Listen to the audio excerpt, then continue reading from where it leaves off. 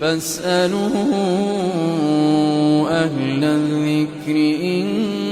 كنتم لا تعلمون۔ بھائی نے پوچھا ہے کہ نماز کے اندر آنکھیں بند کرنا، نماز میں جان بوجھ کر آنکھیں بند کر کے نماز پڑھنا، اس کی بجائے آنکھیں کھول کر ہی نماز پڑھنی چاہیے، کیونکہ نبی کریم صلی اللہ علیہ وسلم سے جو مختلف قسم کی احادیث منقول ہیں، جیسا کہ آپ نے فرمایا کہ جب نمازی کے آگے سے کوئی گزرنا چاہے تو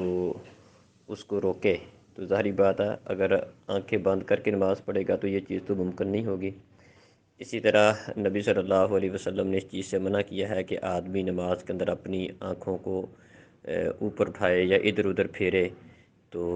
آسمان کی طرف اٹھائے، اس سے بھی منع کیا ہے۔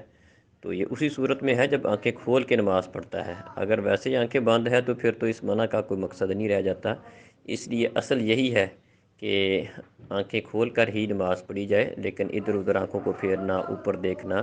یہ درست نہیں ہے۔ ہاں، جس طرح عام روٹین میں بندہ آنکھیں کھولتا ہے اور اس میں کچھ دیر کے لیے آنکھیں